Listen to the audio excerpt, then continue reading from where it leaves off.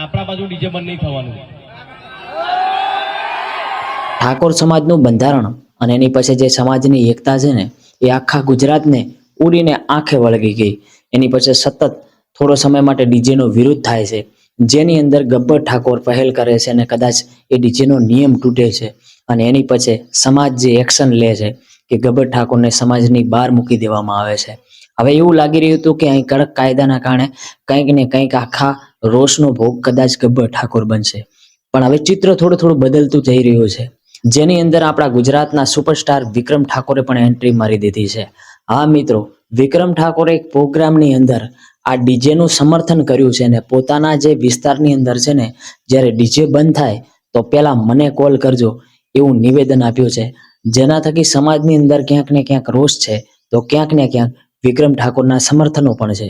તો મિત્રો, આપણે સૌપ્રથમ એ સમજવાનું છે કે ડીજે જેવી આ નાનકડી બાબત આટલી હાઈપ સુધી જશે ને એવું તો કોઈએ વિચાર્યું નહોતું, પણ આટલી કેમ જાય છે એના પાછળના તથ્યો પણ હવે ક્યાંક ને ક્યાંક બહાર આવી રહ્યા છે.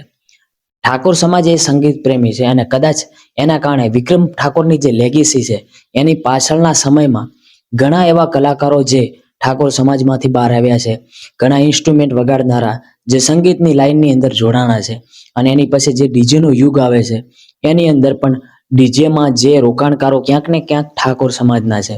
અને આ જે બંધારણ બન્યું છે એ બહુ એટલા ઝડપીથી બન્યું છે, જેના કારણે ક્યાંક ને ક્યાંક અંદર ને અંદર દખલ થાય છે. તો પહેલા તો આપણે જાણીએ કે વિક્રમ ઠાકોરે એમના પ્રોગ્રામની અંદર શું કીધું છે. આ વિડીયોની અંદર જોઈ લો. ગબ્બર ઠાકોરને નાક બહાર મૂકી દીધા છે. એમને કંઈક ડીજે કર્યું હતું, એમાં વિનંતી કરી હતી જ્ઞાનીબેનને. તો જ્ઞાનીબેન એવું કહેતા કે ભાઈ મેં બંધારણ નહીં ઘડ્યું, પણ બોલ્યા તો તમે ને પહેલા આગળ તો તમે આવ્યા હતા ને તમે બોલ્યા હતા ને. ડીજેના જે કલાકારો હતા બનાસકાંઠામાં બિચારા ઘેર બેસી ગયા. બંધારણ કર્યું એ લોકોને ખબર નહીં ડીજે એટલે હું કહેતા હતા કે ડીજેમાં ડીજે વગાડશો એટલે બધા ભેગા થશે, નાચશે કુશે, દારૂ પીશે ને ઝઘડા થશે. એવું જરૂરી નહીં કોઈ ઢોલ વગાડતો તો દારૂ પીનારું પીવાનું જ છે, ઝઘડા કરનારો ઝઘડો કરવાનો છે. જેના લોકોના ડીજે બંધ થયા છે એ લોકો ઘેર બેસી રહ્યા છે, એમનો રોજગાર આપો તમે ચલો. ને આપણા બાજુ ડીજે બંધ નહીં થવાનું. હવે આ વિક્રમ ઠાકોરના નિવેદન પછી ગબ્બર ઠાકોરનો પણ એ જ રાતે ક્યાંક ને ક્યાંક પ્રોગ્રામ હોય છે, અને પ્રોગ્રામની અંદર ગબ્બર ઠાકોર પણ અનાઉન્સ કરી દે છે વિક્રમ ઠાકોર જ્યારે પણ રાજકારણની અંદર આવશે અને પોતે ચૂંટણી લડવાની તૈયારી બતાવશે ત્યારે સૌથી પહેલા ગબ્બર ઠાકોર અને અર્જુન ઠાકોર ઊભા હશે, અને જ્યાં વિક્રમ ઠાકોરને જરૂર પડશે ને ત્યાં માથા દેવા પણ આ ગબ્બર ઠાકોર અને અર્જુન ઠાકોર તૈયાર છે, એવું નિવેદન આપ્યું છે. સુપરસ્ટાર વિક્રમ ઠાકોર 6 મહિના 12 મહિના 2 મહિના 3 મહિના ગમે તારે મારો ભાઈ રાજકારણમાં આવશે તો ગબ્બર ઠાકોર વિક્રમ ઠાકોર માટે દિલથી ફૂલ સપોર્ટ. પબ્લિક ને બતાવી દો ભાઈ વિક્રમ ઠાકોર રાજકારણમાં આવે તો કેટલો સપોર્ટ કરશો, આ નજર કરો. મારા ભાગની જરૂર છે. હા, આખો મુદ્દો ક્યાંક ને ક્યાંક રાજકારણ તરફ વળી રહ્યો છે ને એવું દેખાઈ રહ્યું છે. ગબ્બર ઠાકોરનો એક કોલ રેકોર્ડિંગ પણ વાયરલ થાય છે અહીં નવઘણ ઠાકોર જોડે. ગબ્બર ઠાકોર કહેતા જણાઈ રહ્યા છે કે સમાજના 2 બંધારણ છે, જે અમારા બાજુનું બંધારણ છે ને એ અમે નથી તોડ્યું. એ પણ તમે અહીં વિડીયોની અંદર જોઈ શકો છો કે નવઘણ ઠાકોર શું કહી રહ્યા છે. ડીજે ફેરવીને કલાકારને ઓહે મેલ્યો કે ભાઈ તારે ગોમે ગોમ ગોદરે ડીજે વગાડી લોકોને કહેવાનું હાથ મારે વડું આવો, હાથ મારે વડું આવો, એક ઠાકોર એક રિવાજ.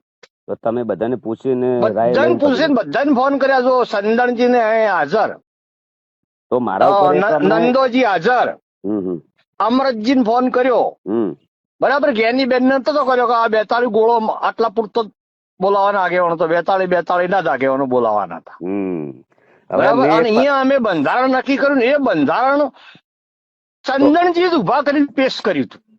તો ચંદનજી કાલની એક મીટિંગ મારા ઉપર એક અન્યાય થયો છે, એ મીટિંગમાં ચંદનજી બી હાજર હતા. આ લોકોને સીધો મને પૂછ્યા વગર કે અમારા ગામમાં કોઈ બંધારણની કોઈ વસ્તુ થઈ નથી 42 મેં તમારા કન પત્રિકા માંગી હતી. હવે માગી હતી, તમે મને વોટ્સઅપ કરી હતી. હવે એ પત્રિકા મુજબ એના અંદર બંધારણ છે એનું મેં પૂરેપૂરું પાલન કર્યું છે. હું ઝોનની અંદર ડીજે નથી લઈ ગયો. બરાબર. અમે અમારા ગામમાં વગાડ્યું છે અને એના અંદર લખેલું છે, બરાબર. અને અમારા 42 નું પૂરેપૂરું પાલન કર્યું છે. એના અંદર કોઈ અમે ઉલ્લેખ કર્યો નથી સમાજનો કે કોઈ તોડ્યું નથી. તો આ લોકોને મને સીધો દેશદ્રોહી અને કહેવાનો મતલબ કે સમાજ બહાર કહી દીધો છે ડાયરેક્ટ. તમે મારી વાત સાંભળો ગબ્બરભાઈ, આ લોકોની બી હાજરી હતી સાહેબ, બરાબર. અને મને બોલાયા જ કોઈ પૂછ્યું જ નથી પેલા. અને આ બધાની વચ્ચે વિક્રમ ઠાકોરના વિરુદ્ધમાં એક પોસ્ટ વાયરલ થાય છે, જે સોશિયલ મીડિયાની અંદર સતત વાયરલ થાય છે. અને ભાઈ વિક્રમ ઠાકોરને ક્યાંક ને ક્યાંક ગાળો ભાંડી રહ્યા છે.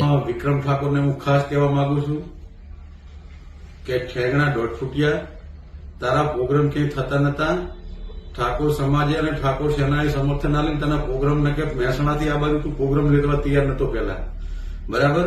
એટલે તારી મર્યાદામાં રહે, બધાને હુલિયે ચડાવી અને આખી આવડી મોટી સમાજ ભેગી થઈને 16 મુજબનું બંધારણ કર્યું ને લીડા ઉડાડવા ફરી રહ્યો છે. હવે આ બાજુ પ્રોગ્રામ કરવા આવજે ઉત્તર ગુજરાતમાં, પાટણ સુધીમાં છે, ખબર પડે તને આટલો મોઢે ચડાવ્યો, આટલો સહકાર આપ્યો, એટલે તું સમાજ ઉપર જ તારા ઉપર હમણાં પેલો સરકારની વાત આવી તો તે હમણાં સમાજ ભેગો કર્યો હતો. તારે આમ સમાજની જરૂર છે. તે કેવા પિક્ચર બનાવ્યા છે આ દાડા સુધી, છોકરાઓને દારૂના રવાડે ચડ્યા, પ્રેમના ગમમાં ખાઈ ખાઈને આવા તો તે પિક્ચર બનાવ્યા છે, આવા તે સોંગ બનાવ્યા છે, અને પાછો નીકળી ગયો સમાજની વાતો કરવા.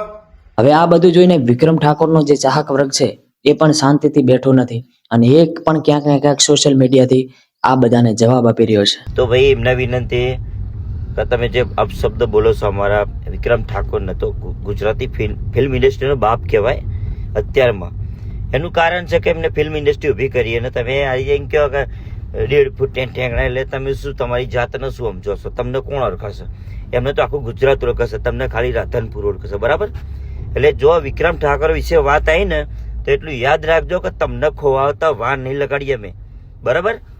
તમે ખાલી રાધનપુર પ્રત્યે જ ખાલી પ્રખ્યાત છો, બાકી ને વિક્રમ ઠાકોર આખા ગુજરાત પ્રત્યે પ્રખ્યાત છે. ડીજેનો વિરોધ આ હદ સુધી પહોંચે ને એ તો કોઈએ નહોતું વિચાર્યું, અને એની અંદર વિક્રમ ઠાકોર પણ એડ થઈ જશે, ગબ્બર ઠાકોર સમાજ બહાર થશે, એવું તો લોકોએ ક્યારેય પણ નહોતું વિચાર્યું. શું મિત્રો વિક્રમ ઠાકોર હવે રાજકારણની અંદર એન્ટ્રી મારી શકે છે? ગબ્બર ઠાકોર ને અર્જુન ઠાકોરના સમર્થનમાં પબ્લિક જોડાઈ શકે છે? શું કહેવા માંગો છો આખા મુદ્દા વિશે? પ્લીઝ કોમેન્ટની અંદર લખજો. આપણો અહીં કંઈ પણ ઉદ્દેશ એવો નથી કે કોઈને નીચા દેખાડવા કે કોઈને વધારે મહત્વ આપવું, કશું જ નથી. મારો ફક્ત ને ફક્ત ઉદ્દેશ છે કે તમારા સુધી હું એની માહિતી આપતો રહું. તો પ્લીઝ કોમેન્ટની અંદર લખજો કે તમે આખા મુદ્દા વિશે, આ ડીજેના વિરુદ્ધ વિશે અને ડીજેના રાજકારણ વિશે તમે શું કહેવા માંગો છો. પ્લીઝ કોમેન્ટમાં લખજો.